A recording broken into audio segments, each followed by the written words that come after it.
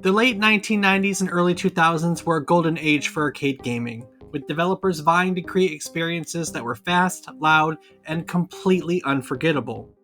Few games embodied this spirit better than Crazy Taxi, which burst onto the scene in 1999 with its unique blend of high-speed driving and over-the-top chaos. With its iconic soundtrack, vibrant cityscape, and simple yet addictive gameplay, Crazy Taxi was pure arcade magic. Players took the wheel as adrenaline-fueled cab drivers, racing against the clock to deliver passengers to their destinations by any means necessary, ignoring traffic laws, launching off ramps, and racking up insane combos. It wasn't just a game, it was an experience, capturing the frenetic energy of the arcade era while laying the groundwork for open-world driving games. Today, we're hitting the streets to explore the origins, impact, and enduring legacy of the Crazy Taxi series. So buckle up, crank the tunes, and join us for a wild ride down memory card lane.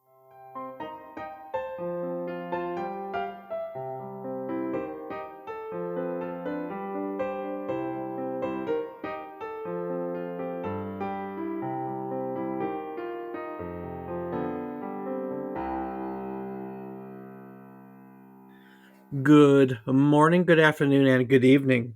I hope these words find you well. Hello and welcome to the 233rd episode of our video game history podcast, A Trip Down Memory Card Lane. Each week, we'll tell you a story relevant to the current week in gaming history. It can be about a game or the people who have created it. It can be about a console or the technology that brought it to life. We often talk about the companies that bring it all together, making our hobby video games a reality. While telling you each story, we hope to teach you something new about the topic, what it took from the world as its inspiration, or what it gave back to the world in its legacy. Today, we are taking a ride through the streets of Crazy Taxi, Sega's arcade classic first released in 1999. With its frantic gameplay, iconic soundtrack, and over-the-top antics, Crazy Taxi redefined what arcade racing could be and left a lasting legacy in gaming history. We're going to be looking at the whole Crazy Taxi series, so a whole lot of Crazy Taxi today. I'm David Casson, and as always, I'm joined by my co-host, who probably couldn't make a left turn without plowing through half a city block. He's my brother, Rob Casson. Rob, what's worse? You're driving in Crazy Taxi or you're driving in real life? I would probably have to say real life. Yeah, me too. Yeah. There's just something about Crazy Taxi that brings out the best in your driving abilities. Well, it's because, other people aren't driving crazy too. It's just you. Very, very true. Other people aren't driving crazy in any way, shape, or form. You are so right about that. So yeah, fun times. Indeed it is. But I think before we talk about Crazy Taxi, it's time for our week in gaming history. It is indeed. So why don't you tell our listeners what else has happened during this current week in gaming history? Kicking it off on February 14th, 1991, Lemmings made its debut, captivating players with innovative puzzle gameplay and charmingly chaotic concept. Developed by DMA Design, later known as Rockstar North, and published by Psygnosis, Lemmings tasked players with guiding a group of oblivious lemmings to safety through perilous levels filled with traps and obstacles. Using a variety of abilities like digging, building, and climbing, players had to strategize to save as many lemmings as possible while navigating increasingly complex puzzles. Praised for its creativity, accessibility, and quirky design, Lemmings became a cultural phenomenon, spawning numerous sequels and solidifying its legacy as one of the most beloved puzzle games in gaming history. We learned all about it back in episode 129, so if you want to learn more about Lemmings and the early history of Rockstar North, go give it a listen. Yeah, Lemmings. Yeah, those weird things that Those followed. the weird things that follow. Lots of lemmings in the world today. Indeed, there are. Moving on February 11, 1998, Xenogears was released in Japan, captivating RPG enthusiasts with its ambitious narrative and innovative gameplay. Developed by Squaresoft, this sci-fi epic combined traditional turn-based combat with dynamic mech battles, offering a fresh take on the genre. Its deeply philosophical story explored themes of identity, religion, and humanity's purpose, all framed within a sprawling, richly detailed world. While Xenogears faced some criticism for its incomplete second disc, the game was lauded for complex characters, emotionally charged plot, and compelling soundtrack composed by Yasunori Mitsuda. Despite its challenges, Xenogears remains a cult classic, celebrated for bold storytelling and its influences on later games in the genre. We learned all about it back in episode 128, so if you want to learn more, you know what to do. Yeah, with Adam. We did that one with Adam because that's one of his absolute favorite games. Yeah, go listen to Adam. Yeah. Speaking of Adam, because I just realized that apparently he joins us for the same week every year. Very interesting. Next up on except for this week. But that's okay. Well, hurry up, call him. On Yeah. February 10th, 2000, Vagrant Story was released for the PlayStation in Japan, showcasing Square's ability to innovate within the RPG genre. Directed by Yasumi Matsuno and developed by the team behind Final Fantasy Tactics, the game stood out for its mature narrative, intricate combat system, and striking visual design. Set in the dark medieval world of Le Monde, players followed Ashley Riot, a risk breaker agent, as he uncovered political intrigue and supernatural threats. With its weapon crafting mechanics, grid based storytelling system, and puzzle heavy dungeon exploration, Vagrant Story offered a gameplay experience that rewarded strategy and attention to detail. Lauded for its cinematic presentation and deep storytelling, it remains one of Square's most acclaimed titles, often celebrated as a masterpiece of the PlayStation era. We discussed its story back in episode 180, so go get a listen if you want to learn more. I don't have anything to add there. Vagrant Story is an underrated, awesome game. I guess I did have something to add. Indeed, you did, Dave. On February 12th, 2004, Microsoft announced the cancellation of Mythica, an ambitious, massively multiplayer online role playing game, or MMORPG, inspired by Norse mythology. Developed by Microsoft Game Studios, Mythica aimed to set itself apart by granting players godlike powers and allowing them to ascend to the role of a Norse deity in a richly detailed mythological world. Despite its promising premise and innovative features, Microsoft cited market challenges and strategic shifts in its game development priorities as reasons for the project's termination. The cancellation disappointed fans and marked the end of what could have been a unique addition to the MMORPG landscape. Cancellations suck. Indeed, they do. That would have been kind of cool. It would have been kind of cool. It was supposed to be kind of cool, but such is life. Such is life indeed. Last up for this week in gaming history, on February 13th, 2015, 10 years ago this week, The Legend of Zelda Majora's Mask 3D was released for the Nintendo 3DS, bringing a beloved classic to a new generation. Developed by Nintendo and Grezzo, this enhanced remake of the 2000 Nintendo 64 original offered updated graphics, refined mechanics, and additional features to improve gameplay.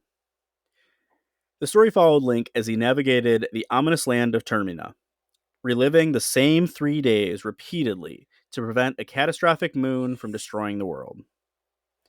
Known for its dark tone, intricate side quests, and uniquely time-based gameplay, Majora's Mask 3D retained the haunting atmosphere of the original while making it more accessible for modern audiences.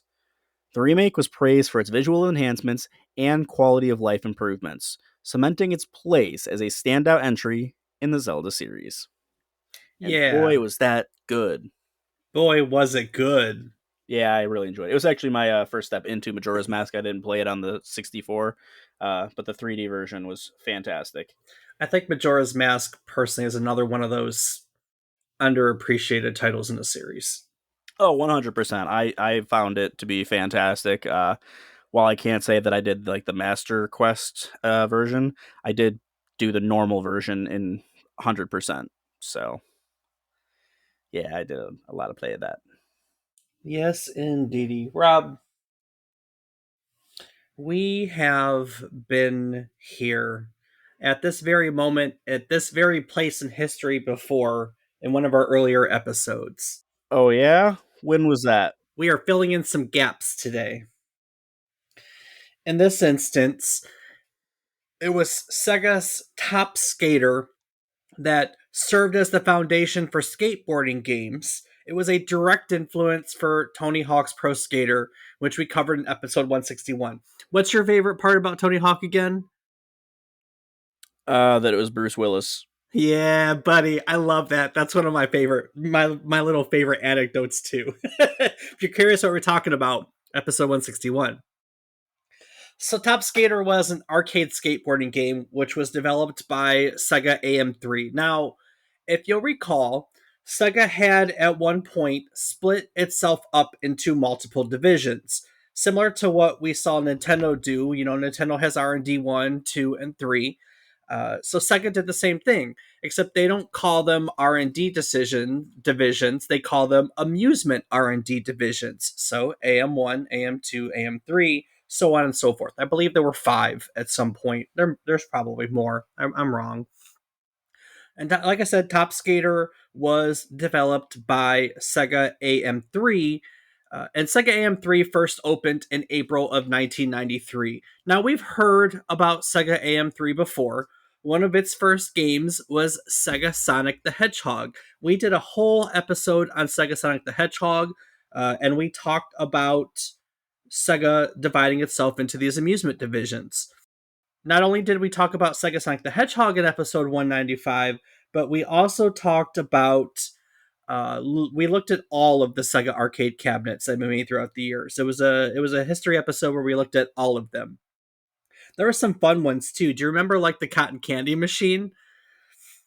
There's some Mm. weird Sega ones. There were I, some later Sega ones that were not like typical arcades. They were like food disbursement machines. So again, go check out that episode if you want to learn more. But Top Skater was among a whole slew of games that was made in the first 4 years of Sega AM3. And these games include games like Sega Rally Championship, Gunblade New York, Minx TT Superbike, Virtual On Cyber Troopers, and Last Bronx. While other studios were trying to make games that were cool and cutting edge, the manager of AM3 at the time kind of took a different stance. He felt that AM3 was supposed to make games for couples. He wanted to be different. And games like Top Skater were part of this mentality, right? Games that could be played by anyone, games that didn't just focus on the hardcore male gaming audience. Now, one of the other games that came out of this mentality was the 1994 rail shooter arcade cabinet Jurassic Park. And it is what it sounds like. It was a sit down arcade cabinet where two people could sit next to one another and shoot dinosaurs. The concept was you were in the Jeep and the dinosaurs were coming at you and you were shooting your way out, right? yeah, I know that one very well. Yeah, we do know that one very well, don't we? Now, Jurassic Park was directed by Kenji Kanno, and Kenji Kanno would also go on to direct Sega's Top Skater as well. Jurassic Park is the earliest credit that I could find for Kanno's involvement in a video game, and honestly, there's really nothing out there before. I looked, I dug the Internet Archive, the library at the Video Game History Foundation. We dug into Google and articles and everything, and he just kind of pops up here in he just kind of pops up here in 1994 with Jurassic Park. So they make Jurassic Park this sit-down rail shooter, and then they move on to direct Top Skater. Top Skater releases in 1997. And while they're working on that, one of Sega's other divisions is working on improving their arcade hardware. Now, we previously learned about Model 2. Model 2 powers games like Daytona USA and Virtual Fighter 2. It was a board, an arcade board, that introduced texture filtering and texture anti aliasing to 3D games, and the that really pushed 3D graphics forward at the time. It's what made us go from, just plain polygons like in the original Virtual Fighter to, cars that have the Daytona logo on them and look like actual race cars in Daytona, USA. That's what the texturing is. And so that was a board that really pushed graphics forward for, for all of us for technically in the mid 90s. And of course, the Model 2 gives way to the Model 3. And when the Model 3 was released, it was touted, and it was, in fact, the most powerful arcade board ever made. And we've covered it time and time and time again. We've been in the mid 90s a lot. We've had this conversation. You've got a whole archive of episodes to go check. Listen to a lot of games in the mid 90s, particularly PC games in particular. And you will find out that in the 90s, technology was progressing really, really fast. And as it pushed forward, not only were we getting bigger and better, but we were also getting cheaper. We had heard of episodes where the cost of computer chips had come down, and that was exactly what was happening here. All this technology was being made, graphic chips were being introduced, and eventually they came down. So in the midst of this, Sega, they're still in the console competition, and they're looking to compete against the mid 90s would be the PlayStations and the Nintendo 64s of the world. And so they're looking to develop their own console called the Dreamcast. And one of the things that they did with the Dreamcast is they wanted to build it with what are called off the shelf components. They were things that didn't need to be specially made for the console, stuff that was readily available and therefore cheaper because it was mass produced. So we have off the shelf components. And Sega made the really wise decision that as they're developing the Dreamcast, they take that same architecture, that same processor and graphics unit, and they turn it into an arcade board that shared an identical architecture, but it had even more memory in just about every aspect. The main memory, the graphics memory, every memory in it was up. Now we've kind of seen that before. We did an episode on a console called the Neo Geo system, and Neo Geo was the exact same concept. They made an arcade board and then they shrunk it into a home console, and the games were identical. In fact, some of the arcades had slots for the game cartridges, and you could take your game back and forth between the arcades and your home console. It was a novel concept. And this is not quite that, but it is the same insides being used for both an arcade board and a console. Does that make sense? Sure does. One of the things that was the most significant about this board was that it was 1/3 the price of the Model 3 board. So Yeah. again, right? That's pretty awesome. So we're pushing technology forward and we're making it more cost effective. Now, this board was called the Sega NAOMI board, or New Arcade Operation Machine Idea, NAOMI. Although, admittedly, Sean Horowitz wrote in a book called The Sega Arcade Revolution that the name was reportedly selected by Sega's R&D head Hisashi Suzuki in honor of supermodel Naomi Campbell. Eh? A supermodel arcade board? I mean, it's kind of cool. I know.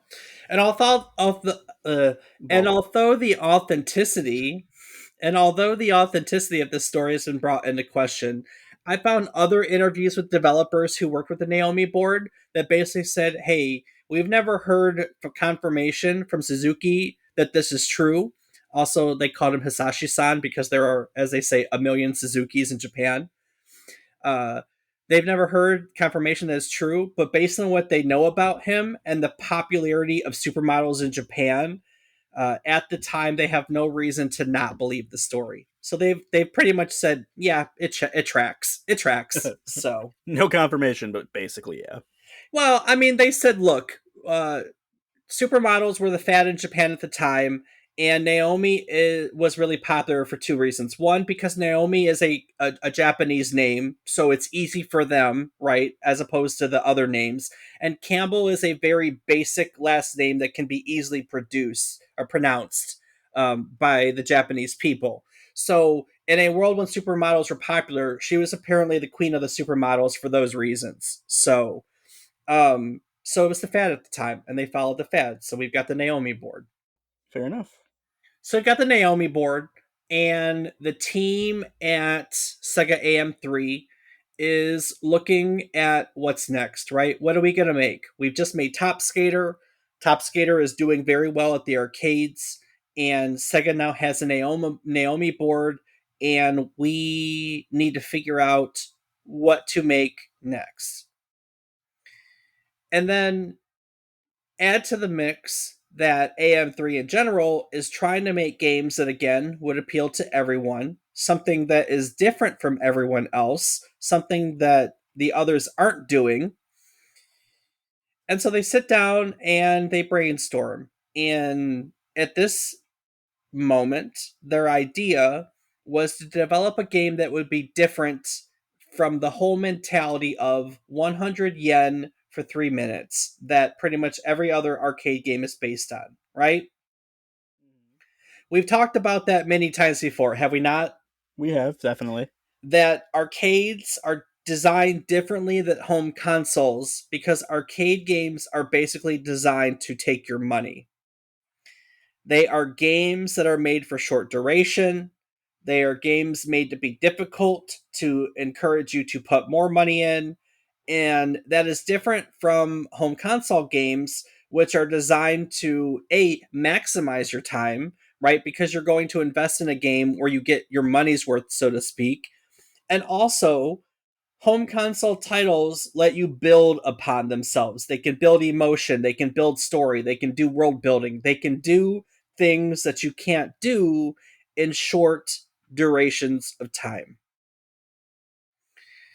And so Kenji Kanno and his team at AM3 after Top Skater are trying to say, okay, what can we do to be different? How can we make a new arcade cabinet? And so they decided to go against the norm, the normal design of arcade cabinets, and they wanted to create a game that basically rewarded players who played well with more game time. That's where they started. Hey, And if it that's, works. hey, it's a novel concept, is it not? Yeah, exactly. I mean, I like being rewarded for doing good. And somehow in the mix, as they're throwing out ideas, the idea gets thrown out. Let's create a game that deeply explores the lifestyle of a taxi driver. They ask themselves, what would their daily life and their daily routine be? And that's it. That's all the basics that they had that they turned into Crazy Taxi. Wow. Ah, I, sometimes you have a novel and sometimes you just have a basic concept, right? I mean, it worked, but damn. I know. I know. I mean, you can see it though, right? Because as you pick up more passengers, you get more time. So, right, as you finish stuff, you get more time. Right. I mean, you're a Crazy Taxi fan, are you not? Yeah. I will admit, I have not spent a lot of time playing Crazy Taxi in any way, shape, or form.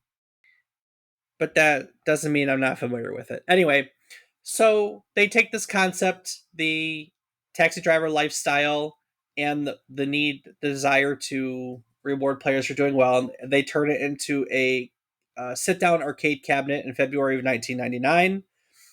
Hence why we're talking about it today. And that would be the very first Crazy Taxi.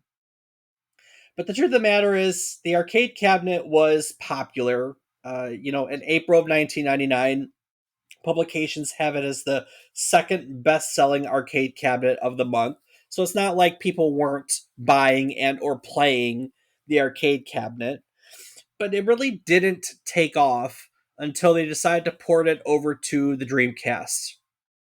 Now again, we just had we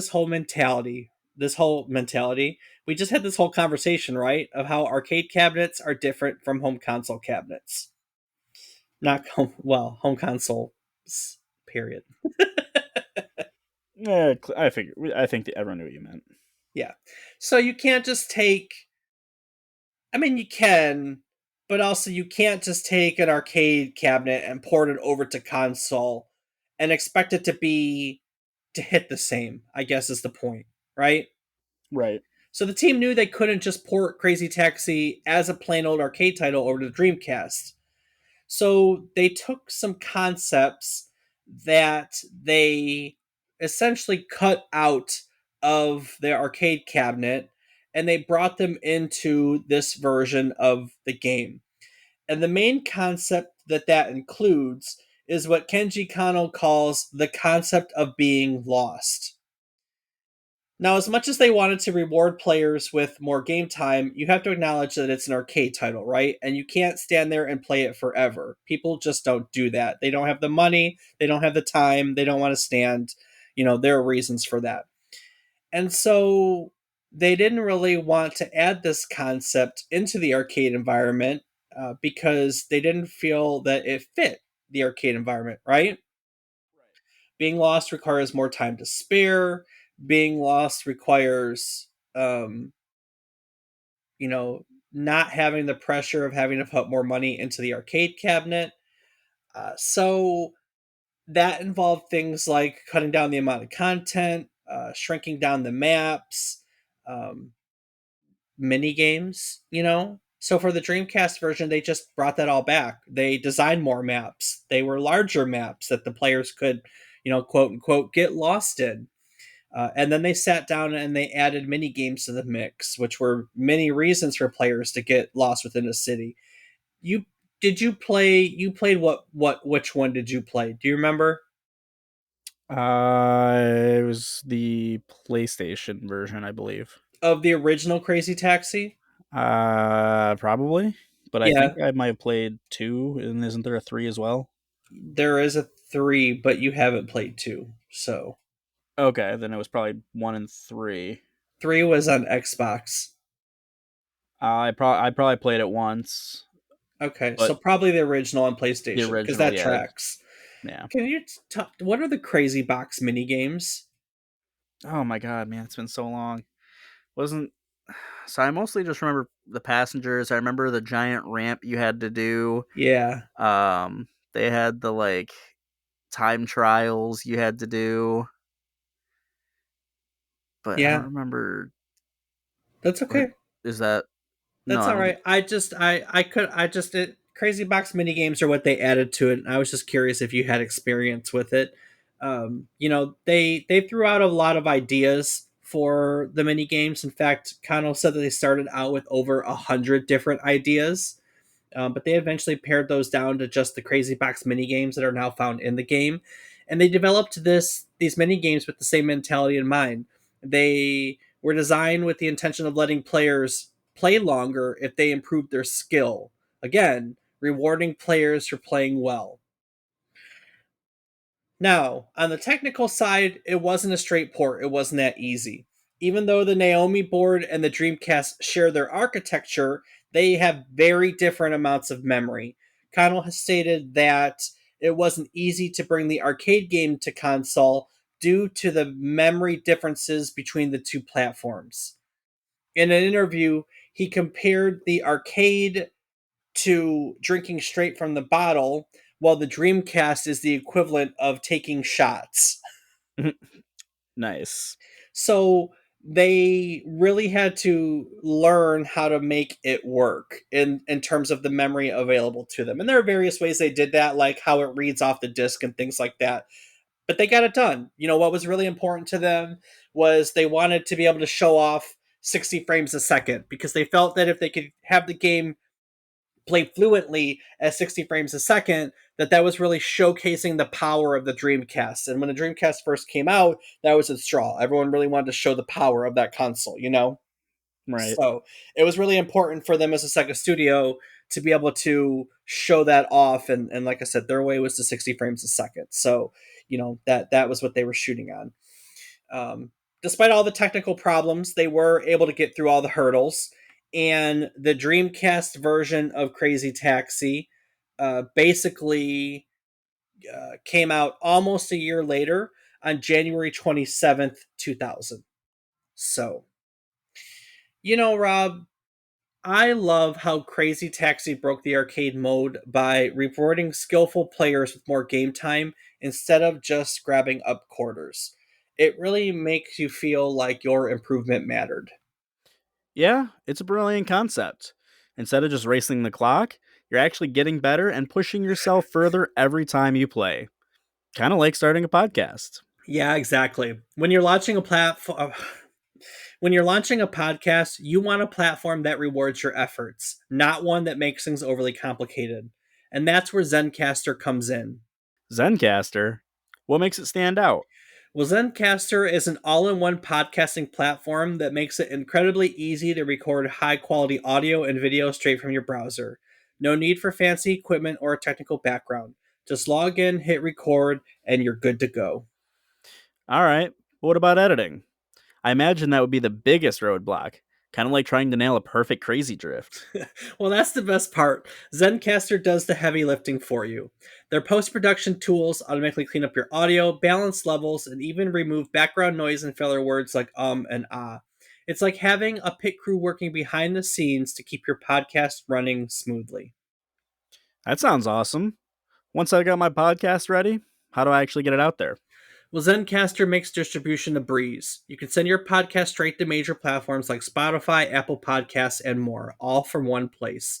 No need to navigate to a dozen different sites. Alright, you sold me. How can our listeners get started? It's easy. Head over to zencaster.com/pricing and use our offer code, all one word, memory card lane. You'll get 30% off the first month of any Zencaster paid plan. Whether you're just getting started or looking to level up your podcast, Zencaster has the tools to make you sound like a pro. That's a great deal. So, listeners, if you've got a passion you want to share, whether it's about video games, history, or even the crazy life of a taxi driver, Zencaster is the way to go.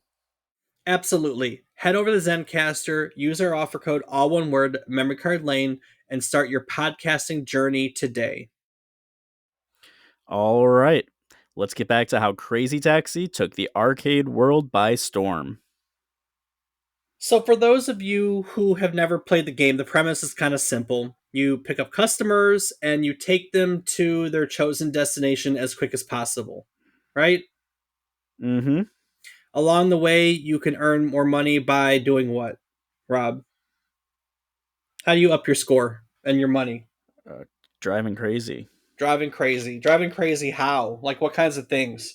You could break stuff, do some sick drifting, jumping, just driving all around crazy. Just driving all around crazy. Is it a lot of fun? I enjoyed it, yes. It has been a long time since I played, but I did thoroughly enjoy it when I played it when I was young. Very, very well. It's been a while since they've made one, to be fair. So, and we're going to get True. to that. It sounds simple, but it was a successful formula. Formula? Formula. Formula.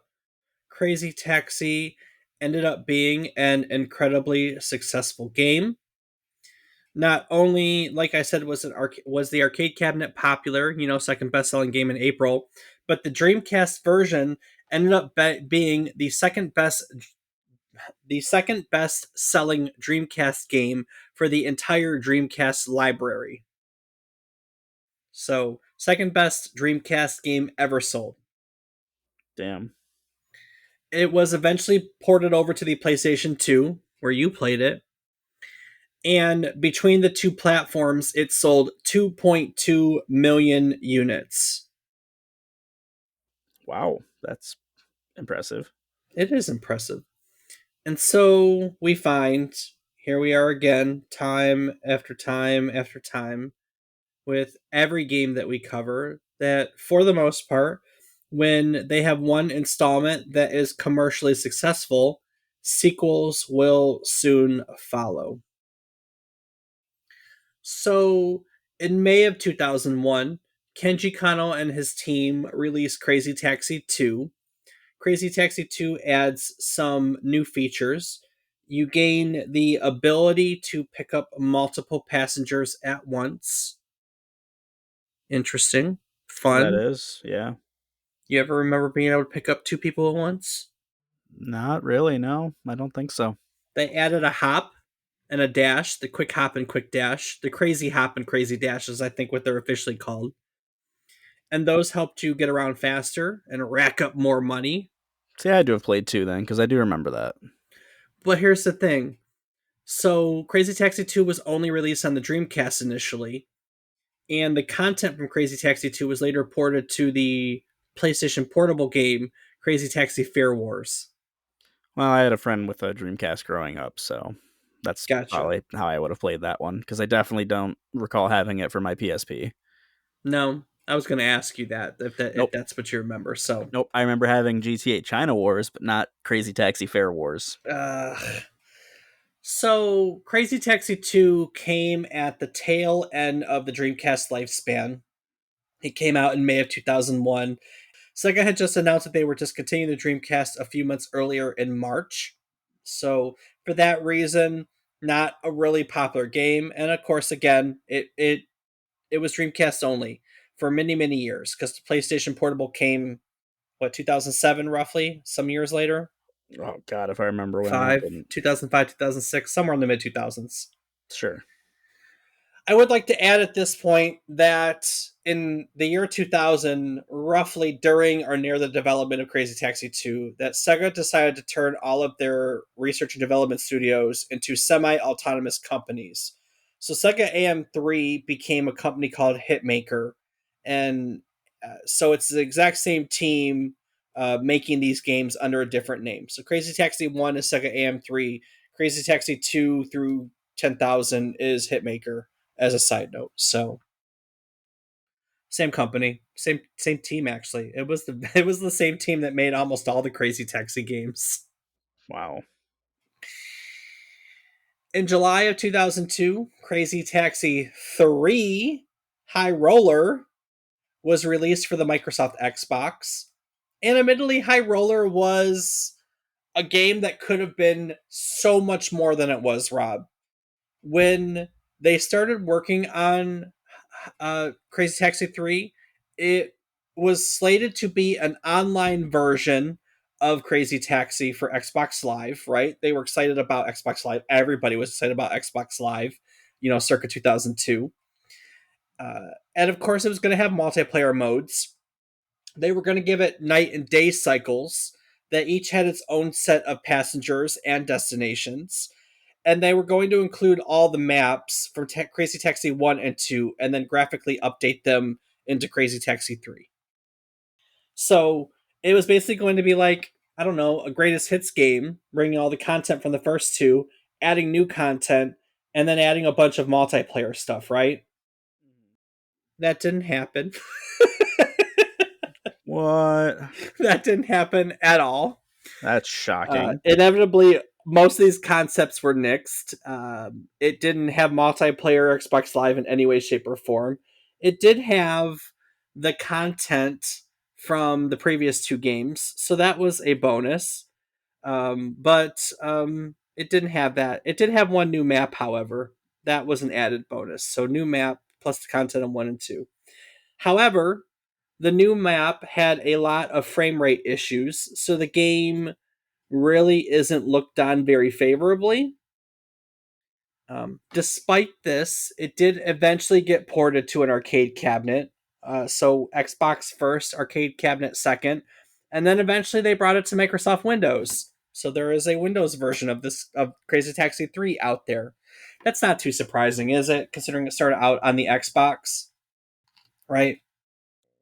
Why are you asking me?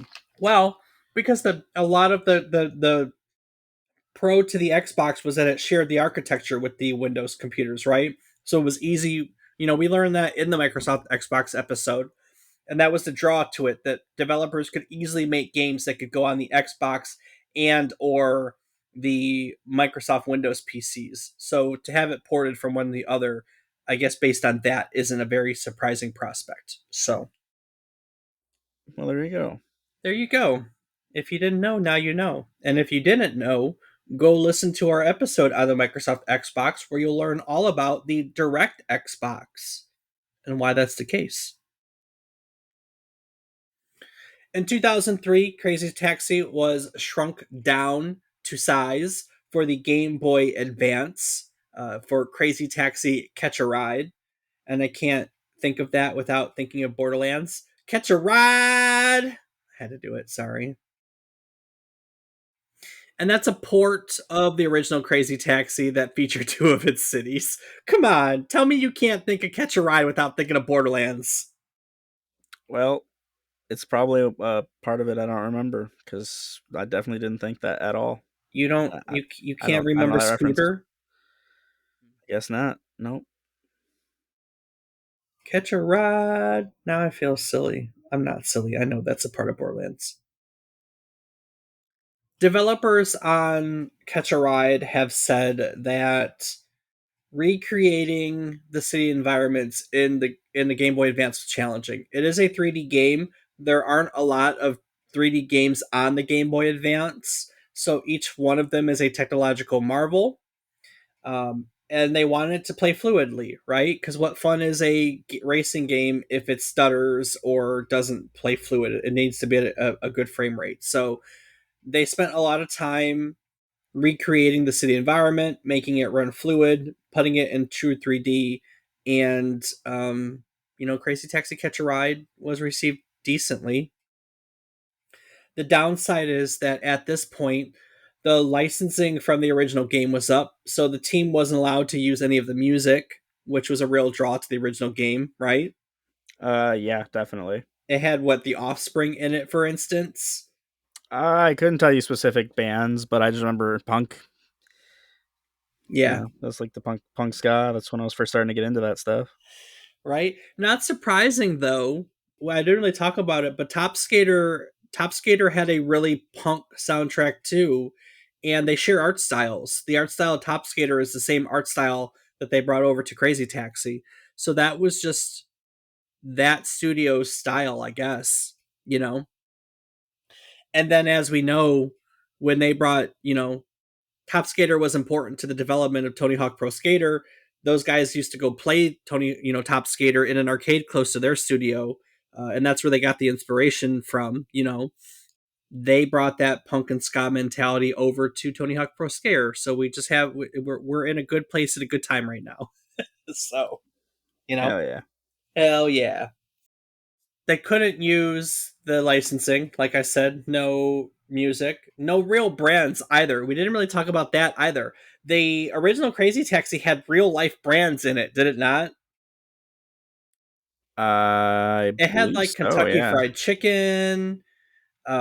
For instance, that's the only one I can remember. But you could like go to real places. But again, they lost that licensing. So by the time they got to by the time they got here, they brought the maps over, but they weren't able to bring the licensing over. Um, yeah. Now we're back to the PSP. 2007, Crazy Taxi 1 and Crazy Taxi 2, they were combined into the aforementioned Crazy Taxi Fair Wars, which was released for the PSP. Again, it lacks any of the in game music, it lacks any of the in game advertising of the original games due to licensing issues. But for the most part, the original games are otherwise intact. So, here we are in 2007, and people can still play Crazy Taxi, which, we originally got 99 2000. So 7 years later, we're still going strong. It's pretty impressive. We didn't hear from Crazy Taxi for a while. It is a series that just kind of died, I guess. There's no other way to put it. I mean, we didn't see Crazy Taxi again until 2014. 7 years. There was a gap. And 7 years later, we got a free to play mobile game called Crazy Taxi City Rush. Also developed by the studio. Kenji Kanno was involved in it. He gets a special thanks credit. And Crazy Taxi City Rush is basically an endless runner game, Rob. You swipe left or right to switch between lanes as you fly through the city. Kano felt that it was the perfect format for a short attention span of people who had played mobile games. He's probably right. Right? I'd say so. Uh, Admittedly, they got the idea from Sonic Dash, which is the same thing. It's a Sonic Endless Dasher, and they kind of took that concept and they built a Crazy Taxi game around it, based on what the team learned there. Now, the last technical release in the franchise was in 2017, where we got a mobile business simulator called Crazy Taxi Tycoon, or if you bought it elsewhere, Crazy Taxi Gazillionaire. So, right? And that's one of those like idle clicker games like Adventure Capitalists where you run a taxi business and then hire taxi drivers to earn more and more and more money. So, didn't bet you didn't know that one was there, huh? Had no clue. Did you know that they've tried to make a movie like 3 times but it keeps falling through? No, didn't know that either. Crazy Taxi movie would be pretty cool, wouldn't it? I, I, I don't know how to feel about it. Yeah, I don't know how to feel about it either. We haven't seen anything from the Crazy Taxi franchise since Crazy Taxi 3, realistically. I mean, we've got the Game Boy Advance version and the PSP and the mobile games, but they are just rehashing the same content. They are demakes or remakes or compilations of Crazy Taxi Greatest Hits. So since Crazy Taxi 3, which came out for the original Xbox, there has not been any new Crazy Taxi content out there. However, with that being said, it's been a while now, but at the Game Awards in 2023, Sega basically teased an in progress Crazy Taxi game. And Rob, I'm pretty sure I sent you this teaser because I was super excited for you when they said there was going to be a new Crazy Taxi game. It was in like the Sega highlight reel where they were saying, hey, here's all the stuff we're working on. And it was just a really small snippet that had Crazy Taxi footage. And everyone went nuts because that means there's a new Crazy Taxi in development. We know that it is still being developed by Kenji Kanno, so it's still in the hands of its creator, so to speak. We know that it's being built in the Unreal Engine, and Kanno has referred to it as a large scale, open world, massively multiplayer driving game. And that's all we know. No release date, no further information.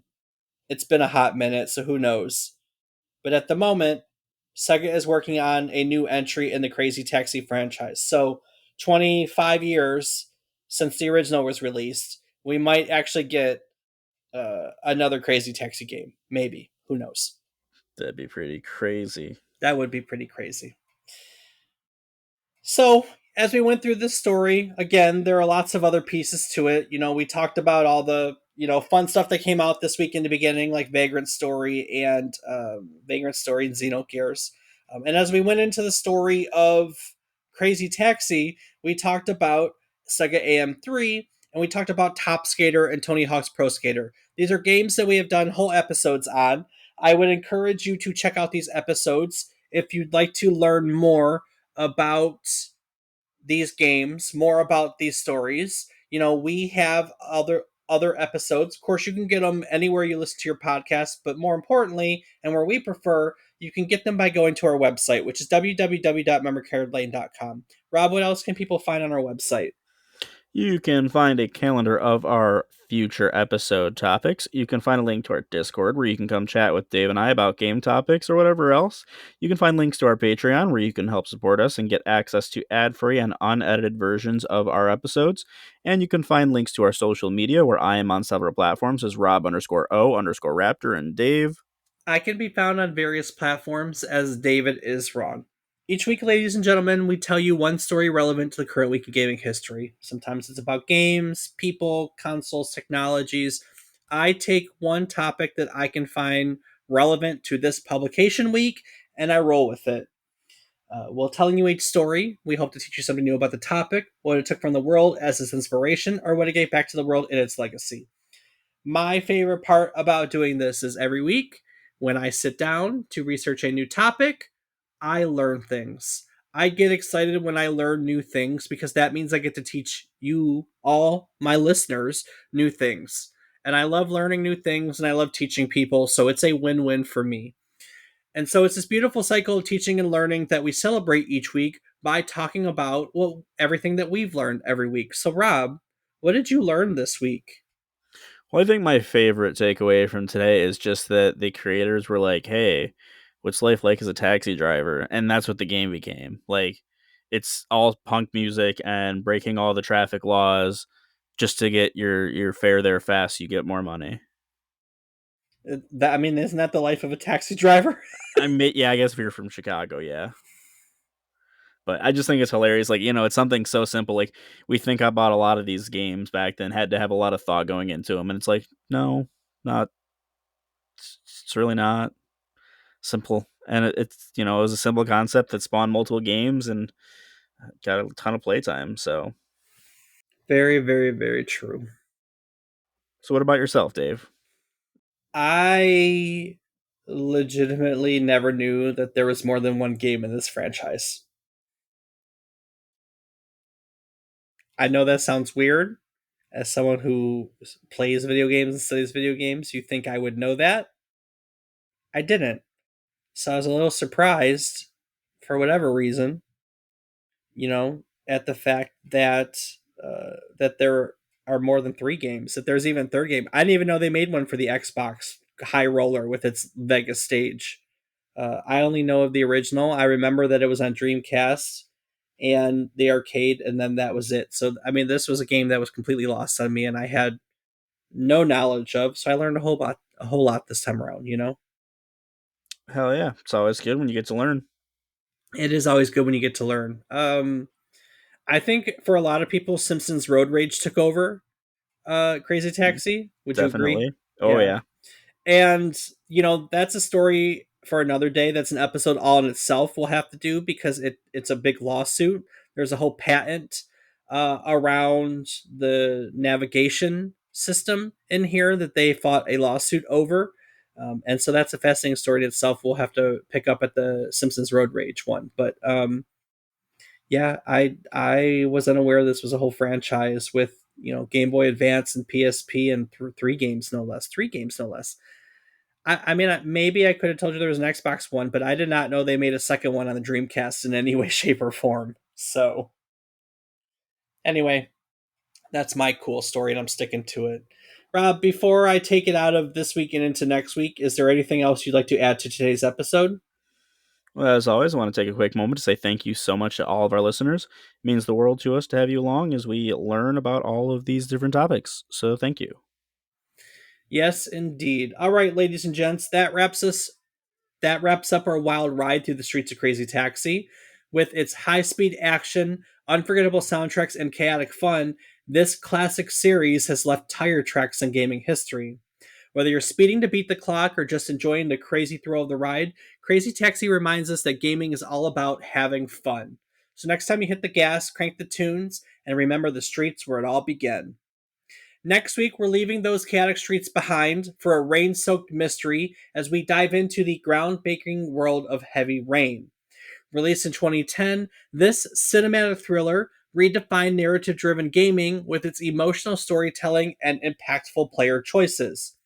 Join us as we unravel the gripping tale of the origami killer, because nothing says drama like a guy with a passion for paper crafts.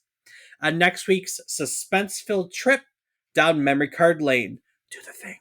Skibidin ba ba ba ba doo ba ba dum ba.